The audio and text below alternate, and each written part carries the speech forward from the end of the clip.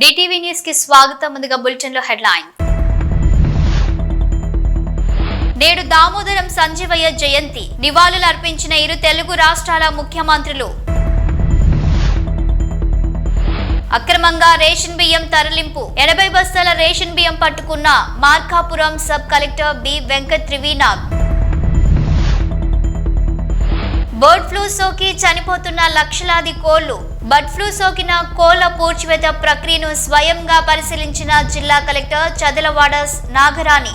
స్వతంత్ర భారతంలో తొలి దళిత ముఖ్యమంత్రిగా ఎన్నో ప్రజా సంక్షేమ కార్యక్రమాలకు ఆద్యుడిగా, పరిపాలనా దక్షకుడిగా పేరు పొందిన ఉమ్మడి ఆంధ్రప్రదేశ్ మాజీ ముఖ్యమంత్రి స్వర్గీయ దామోదరం సంజీవయ్య జయంతి సందర్భంగా ముఖ్యమంత్రి రేవంత్ రెడ్డి ఆ మహనీయుడి చిత్రపటానికి పుష్పాంజలి ఘటించారు. సీఎం సలహాదారు వేం నరేందర్ రెడ్డి, కార్పొరేషన్ల చైర్మన్లు పటేల్ రమేష్ రెడ్డి, మానాల మోహన్ రెడ్డి, ఎమ్మెల్యేలు నాయని రాజేందర్ రెడ్డి, కుంభం అనిల్ కుమార్ రెడ్డి, ఎడ్యుకేషన్ కమిషన్ సభ్యులు చారగొండ వెంకటేష్, మాజీ ఎమ్మెల్యే సంపత్ కుమార్, ఇతర నేతలు సంజీవయ్యకి నివాళులు అర్పించిన వారిలో ఉన్నారు. నిజాయితీకి, నిరాడంబరత్వానికి విలువలకు మారుపేరైన దామోదరం సంజీవయ్య 104వ జయంతి సందర్భంగా ఘన నివాళులు అర్పించారు. ఆంధ్రప్రదేశ్ ముఖ్యమంత్రి నారా చంద్రబాబు, దేశంలోని తొలి దళిత ముఖ్యమంత్రిగా పనిచేసిన సంజీవయ్య జీవిత ప్రస్థానం ఆద్యంతం స్ఫూర్తిదాయకం, ఆదర్శనీయం. ఆ మహానుభావుని జయంతి వేడుకలను అధికారికంగా జరుపుకోవడం తెలుగు జాతికి గర్వకారణమని అన్నారు చంద్రబాబు. దామోదరం సంజీవయ్య జయంతి సందర్భంగా ఆయన దేశ సేవను, దళిత జనరోద్ధరణను స్మరించుకుందాం అని అన్నారు సీఎం చంద్రబాబు. మాజీ ముఖ్యమంత్రి స్వర్గీయ దామోదరం సంజీవయ్య జయంతి సందర్భంగా ఆ మహనీయునికి ఘన నివాళులు అర్పించారు మంత్రి నారా లోకేష్. బహుముఖ ప్రజ్ఞాశాలిగా, ఉమ్మడి ఆంధ్రప్రదేశ్ రాష్ట్ర తొలి దళిత ముఖ్యమంత్రిగా ఆయన ఖ్యాతికెక్కారన్నారు. తన పదవి కాలంలో అనేక విప్లవాత్మక పథకాలతో ప్రజల అభ్యున్నతికి విశేషంగా కృషి చేశారని, నమ్మిన విలువలకు జీవితాంతం కట్టుబడిన వ్యక్తి దామోదరం సంజీవయ్య అని వివరించారు నారా లోకేష్. ఆయన జయంతి వేడుకలను కూటమి ప్రభుత్వం అధికారికంగా నిర్వహిస్తోందని, దామోదరం సంజీవయ్య ఆశయ సాధనకు కృషి చేద్దామని పిలుపునిచ్చారు. ప్రకాశం జిల్లా కంభంలో ప్రభుత్వం పేదలకు ఇచ్చే రేషన్ పక్కదారి పట్టింది. బియ్యం అక్రమ రవాణా యథేచ్ఛగా సాగుతుంది. భారీగా రేషన్ బియ్యాన్ని బేస్తవారిపేటలోని ఒక రైస్ మిల్లుకు తరలిస్తున్నట్టు సమాచారంతో రావడంతో ఖమ్మంలోని ప్రధాన రహదారిలో గల ఒక ఇంటిలో నుండి సుమారు 80 బస్తాల రేషన్ బియ్యాన్ని ఒక ఐచల్ లారీలో ఎక్కించి తరలిస్తుండగా Markapuram sub collector B Venkat Trivinath ration బియ్యంతో ఆగి ఉన్న లారీ పట్టుకున్నారు. కలెక్టర్తో పాటు ఖమ్మం తహసీల్దార్ వి కిరణ్, బేస్తవారిపేట తహసీల్దార్ జితేంద్ర, విఆర్ఈలు, పోలీసులు పాల్గొన్నారు. బర్డ్ ఫ్లూ సోకిన మరియు వ్యాధితో చనిపోయిన కోళ్లను పూడ్చివేత చేపట్టారు అధికారులు. తణుకు మండలం వేల్పూరులోని బర్డ్ ఫ్లూ సోకిన కోళ్ల పూడ్చివేత ప్రక్రియను జిల్లా కలెక్టర్ చదలవాడ నాగరాణి స్వయంగా పరిశీలించారు. పశు సంవర్ధక, వైద్య ఆరోగ్య శాఖ అధికారులతో కలిసి పీపీఈ కిట్ ధరించిన కలెక్టర్ నాగరాణి స్వయంగా కోళ్ల ఫారాల్లోకి వెళ్లి కోళ్ల పూడ్చివేత ప్రక్రియపై ఆరా తీశారు. శాస్త్రీయ పద్ధతిలో అత్యంత జాగ్రత్తగా పూడ్చివేత చేపట్టాలని కోరారు. కలెక్టర్ ప్రజలు ఆందోళనకు గురి కావాల్సిన అవసరం లేదని తెలిపారు.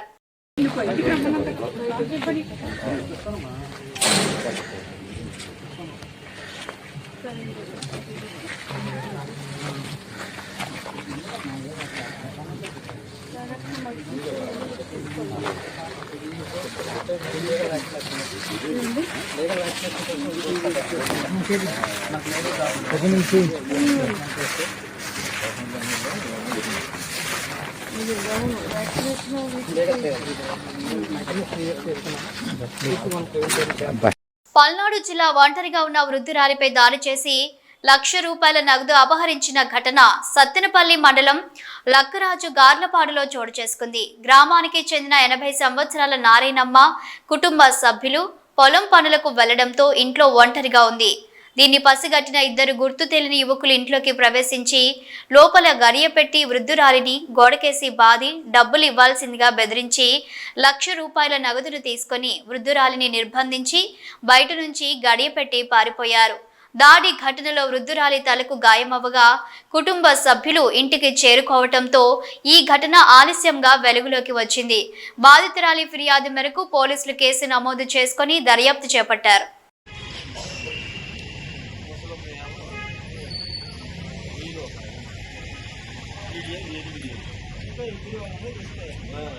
భారతీయ రైళ్లలో సేవా లోపాలపై ప్రయాణికులు నిత్యం సోషల్ మీడియాలో ఫిర్యాదులు చేస్తుంటారు. మరికొందరు తాము రిజర్వ్ చేసుకున్న సీట్లను జనరల్ బోగీలోని ప్రయాణికులు ఆక్రమించుకుంటున్నారంటూ ఫిర్యాదు చేస్తుంటారు. అయితే తాజా వీడియోలో మరింత షాకింగ్ ఉదాంతం వెలుగులోకి వచ్చింది. ఉత్తరప్రదేశ్లోని బస్తీ రైల్వే స్టేషన్లో నిలిచున్న అంత్యోదయ ఎక్స్ప్రెస్ కిటికీ అద్దాలను ప్రయాణికులు రాళ్లతో పగలగొట్టిన వీడియో ప్రస్తుతం తెగ వైరల్ అవుతుంది.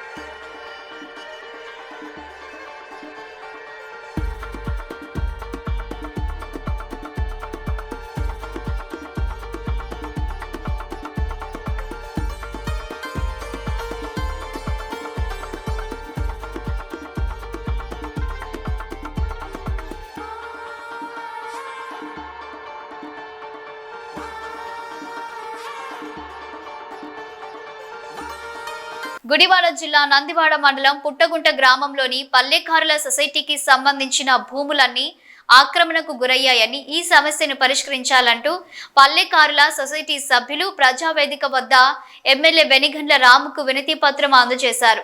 గ్రామంలో మంచినీటి సమస్య తీవ్రంగా ఉందని, నీళ్లు బయటకు వెళ్లే మార్గం లేకుండా డ్రైనేజీ వ్యవస్థను పూర్తి చేశారని తెలిపారు. సొసైటీ చెరువులను ఆక్రమించి రొయ్యల సాగు చేస్తున్నారని, అలాగే సొసైటీకి చెందిన గుంటలు గోతులు ఆక్రమించారని తమకు న్యాయం చేయాలని కోరారు.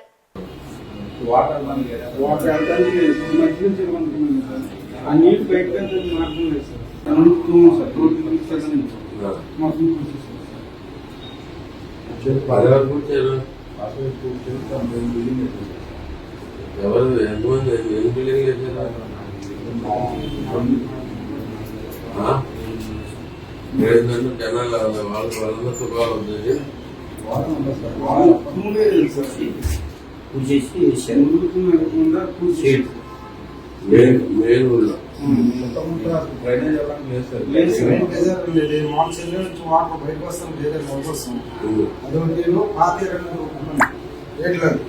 అది కూడా మామూలుగా అయ్యాడు ఆక్రమణ చేసుకుని చెరువులను తొలగిస్తున్నాం సార్. వాటర్ అనేది బయటికి వెళ్ళే అవకాశం లేదండి. మంగళగిరి అట్లా మంగళగిరి అనేది మామూలుగా అది పాత గొడవడి కింద వస్తుందండి. పల్లికారులు బతుకలకి పాలేసుకుని బతుకలకి అది అదే పాయింట్ అని మా సొసైటీ ప్రెసిడెంట్ గారు. మరి తర్వాత ఎంతమంది సంబంధించి దీంట్లో మనం వెళ్ళంటే జనాలు వాళ్ళు ఎవరన్నా ఇబ్బంది పడేవాళ్ళు ఎవరున్నారు? ఒక 6-7 కుటుంబాలు ఉన్నాయి. వాళ్ళకి ఇబ్బంది అంటే ఈ ముసుకు వెళ్ళేదండి, ముసుకు వెళ్ళేది వాళ్ళకి ఇబ్బంది. మళ్ళీ తర్వాత ఇబ్బంది పడే ఏది లేదు. ఇంకా చేతులు పూర్తి చేసి చెరువులు గవర్నమెంట్ భూమి మామూలుగా దాని మీద మాకు ఒక వారానికి ఒక 10 రూపాయలు పెట్టి మేము రూపాయలు తినడానికి అవకాశం ఉంది మాకు.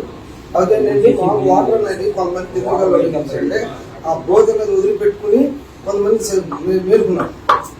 వారానికి ముందు కొంతమంది బోధన వదిలిపెట్టుకుని కొంతమంది మేలుకున్నారు. కొంతమంది ఏంటంటే డైరీగా పూర్తి చేసి అది పెద్దలకైనా పూడ్చినప్పుడు మనం పూర్తి ఏంటి అన్నట్టుగా పూర్తి చేసుకున్నాడు. బుడమేరు దాటాలి సార్. బుడమేరు ఉంది కదా మనం గూడెం నుంచి దాటిన తర్వాత గుజ్జిగారు ఆ పొలాలు పట్టినాయి సార్.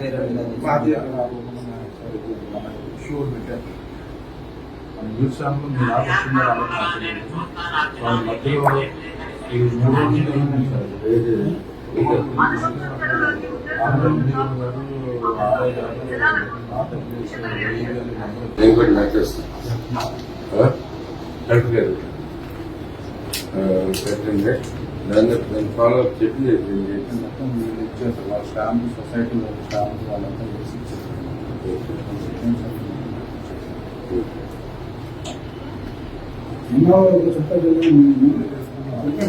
ఇదే ఇది ఏం చేస్తామంటే దీని మీద చర్యలు తీసుకోమని చెప్పి లెటర్ యాడ్ చేసి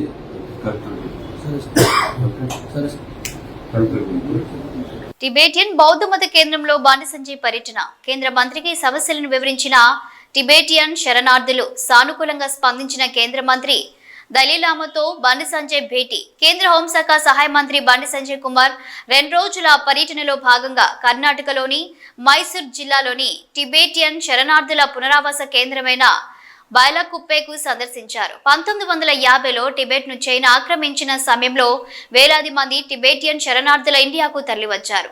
టిబెటియన్ బౌద్ధ మత కేంద్రం ప్రస్తుతం బైలాకుప్పెలో ఉంది. ఈ ప్రాంతంలో 15,000 మందికి పైగా టిబెటియన్ శరణార్థులు నివసిస్తున్నారు.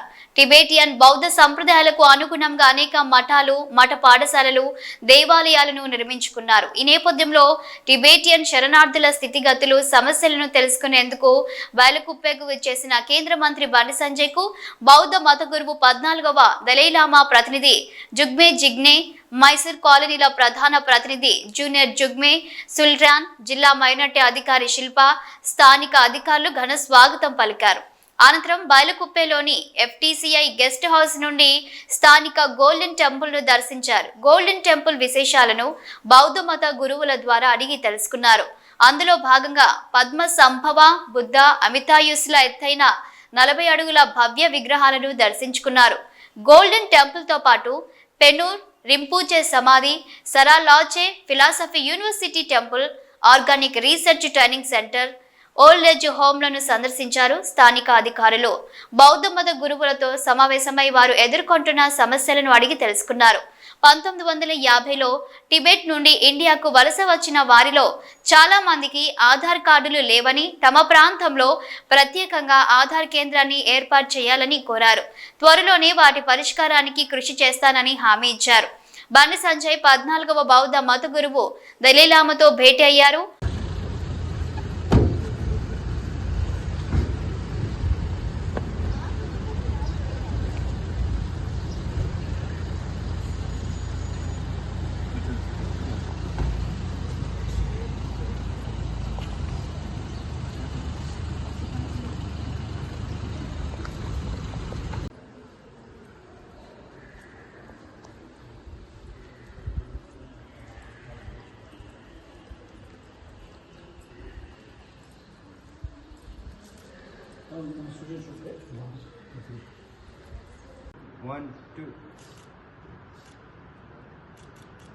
సిపిఐ జాతీయ కార్యవర్గ సభ్యుడు చాడ వెంకటరెడ్డి సిద్దిపేట జిల్లా హుస్నాబాద్ పట్టణంలోని అనభేరి సింగిరెడ్డి అమరుల భవన్లో సిపిఐ జాతీయ కార్యవర్గ సభ్యులు మాజీ ఎమ్మెల్యే చాడ వెంకటరెడ్డి మీడియా సమావేశాన్ని ఏర్పరిచారు.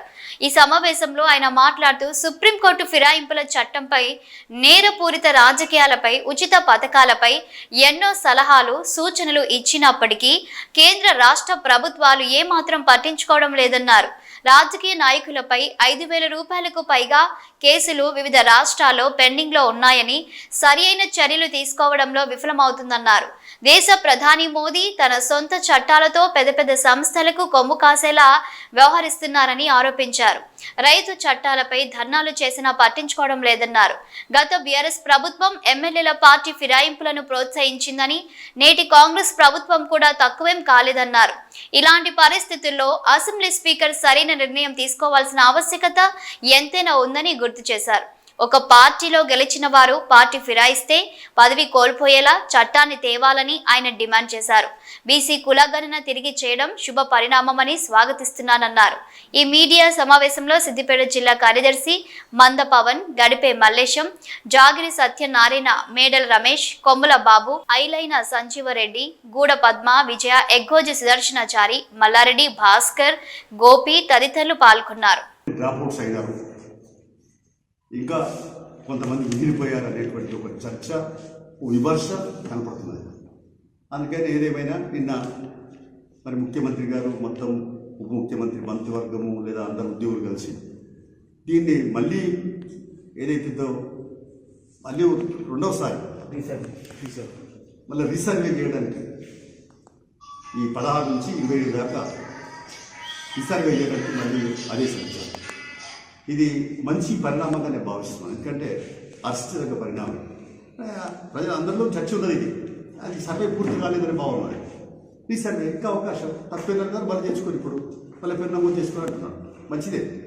అయితే మేము చెప్పేది ఏంటంటే ఈ రీసర్వే ద్వారా ఎవరైతే సర్వేలో లేరో ఇప్పటికీ సర్వేలో పాల్గొనలేదో వాళ్ళందరూ కూడా పాల్గొనాలని, తర్వాత కులగణ జన లెక్కలన్నీ కరెక్ట్ కావాలని, బీసీలకు 40% ఏదైతే అన్నారో అది అమలు పరచాలని, ఇట్లాంటి అనేక అంశాల మీద కూడా రేపు తప్పనిసరిగా మా పార్టీ రాష్ట్ర కార్యవర్గ సమావేశాలు అయితే ఉన్నాయి, అందరూ కూడా చర్చిస్తాం, మాట్లాడతాం. ఉద్యోగాల్లో కానీ విద్యలో కానీ ఈ స్థానిక అనే రిజర్వేషన్ సమన్వయ పద్ధతుల్లో ఒక పగడ్బందీ సిస్టాన్ని ఏర్పాటు చేయాల్సిన అవసరం అని చెప్పి ఈ సందర్భంగా తెలియపరుస్తుంది. అందులో చూస్తే పార్టీ ఫిరాయింపుల చట్టం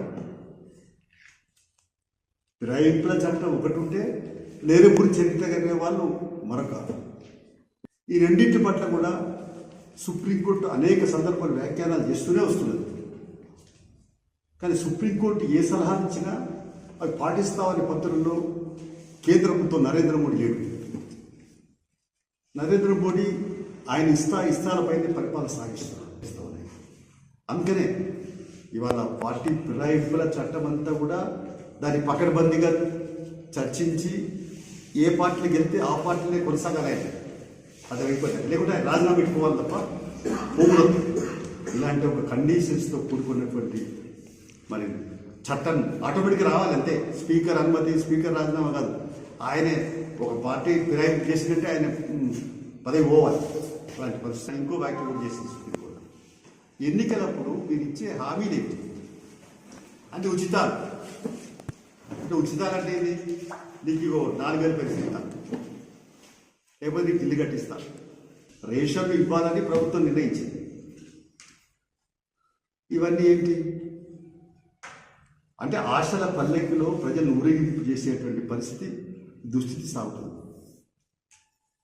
అందుకనే ఈ ఎన్నికలను అంటే ఎన్నికల లబ్ధి పొందడానికే ఉచితాలు ప్రకటించింది. ఉచితాలు సముచితమా అనేది చర్చ జరగాలి. ఆ ఉచితాలు ప్రకటించి కూడా అమలు చేస్తున్నాం వల్ల అంటే అమలు చేయలేదు. ప్రజల్ని అరచేత స్వర్గం చూపిస్తున్నారు. ఓట్లు వేయించుకున్న తర్వాత ప్రజలెవరు వాళ్ళెవరు అనే కట్టుకొచ్చింది. పెద్దపల్లి జిల్లా కాల్వ శ్రీరాంపూర్ మండలంలోని మిర్జంపేట్ గ్రామంలోని మానేరు ఒడ్డున వెలిసిన సమ్మక్క సారలమ్మ జాతర మినీ మేడారం జాతర సందర్భంగా భక్తులు అధిక సంఖ్యలో హాజరై సమ్మక్క సారలమ్మ గద్దెల వద్ద ప్రత్యేక పూజలు నిర్వహించే మొక్కులు చెల్లించుకున్నారు. మీర్జంపేట్ గ్రామస్తులు, మహిళలు అధిక సంఖ్యలో సమ్మక్క సారలమ్మలను దర్శించుకొని వన భోజనాలు చేశారు. పిల్లాపాపలు చల్లగా ఉండాలని, వర్షాలు సమృద్ధిగా పడి పాడి పంటలు సక్రమంగా పండాలని, ప్రజలంతా సుభిక్షంగా ఉండాలని అమ్మవార్లు వేడుకుంటున్నట్లు గ్రామస్తులు తెలిపారు. పలువురు ప్రజా ప్రతినిధులు, నాయకులు దర్శించుకొని ప్రత్యేక పూజలు చేశారు.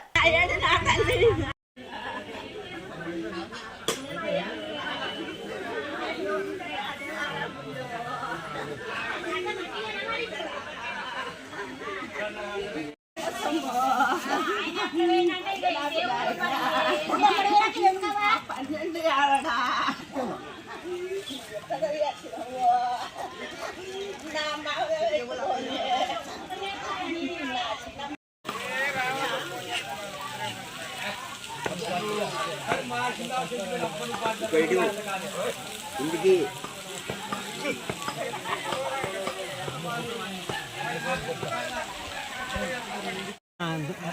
రెండు పెద్ద బాటల్లా రెండు పెద్ద బాటలు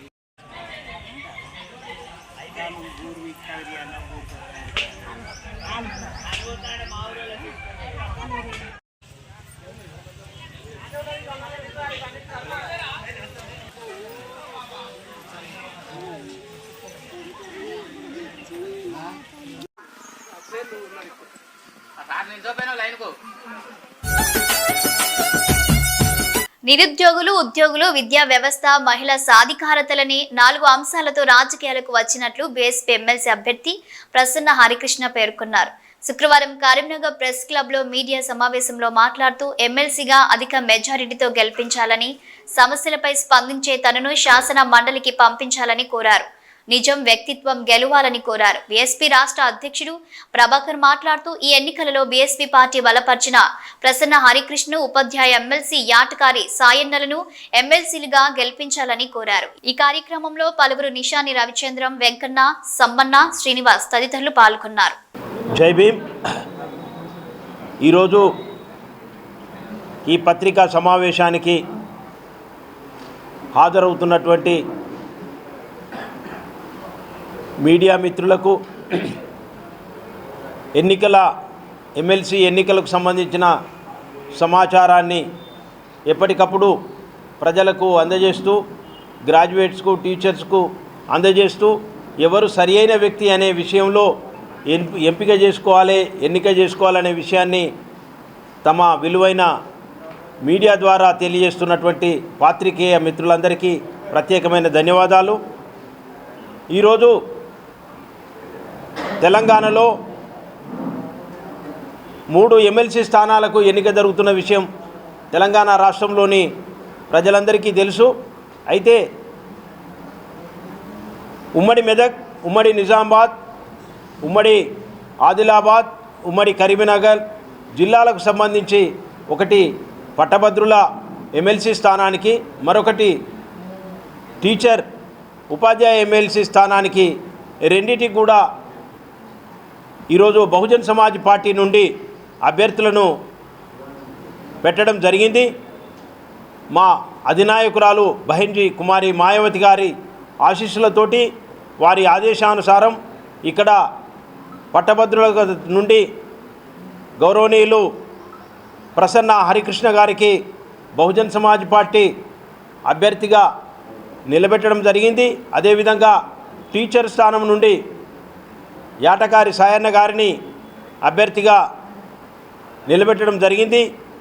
ఈ అభ్యర్థులను నిలబెట్టడానికి సహకరించినటువంటి, ఎంపికలో సహకరించి అన్ని విధాలా మాకు ఆశీస్సులు అందిస్తున్నటువంటి సెంట్రల్ కోఆర్డినేటర్ గౌరవనీయులు రామ్జీ గౌతమ్ గారు, ఎంపీ రాజ్యసభ గారికి, అదేవిధంగా ఇక్కడ నాతో పాటు ఆసీనులైనటువంటి మరో సెంట్రల్ కోఆర్డినేటర్ నిషాని రామచంద్రం గారికి, అదేవిధంగా ఈరోజు రాష్ట్ర కమిటీ నుండి హాజరవుతున్నటువంటి రాష్ట్ర జనరల్ సెక్రటరీలు మరి యనగందుల వెంకన్న గారికి, అదేవిధంగా దొడ్డే సమ్మన్న గారికి, స్థానికంగా ఉన్నటువంటి రాష్ట్ర జిల్లా అధ్యక్షులు మన నల్లాల శ్రీనివాస్ గారికి, రాష్ట్ర నాయకులు, సీనియర్ నాయకులు మాతంగి నరసన్న. బులెటిన్ ముగించే ముందు హెడ్లైన్స్ మరోసారి. నేడు దామోదరం సంజీవయ్య జయంతి, నివాళులు అర్పించిన 2 తెలుగు రాష్ట్రాల ముఖ్యమంత్రులు. అక్రమంగా రేషన్ బియ్యం తరలింపు, 80 బస్తాల రేషన్ బియ్యం పట్టుకున్న Markapuram sub collector B Venkat త్రివీనాథ్.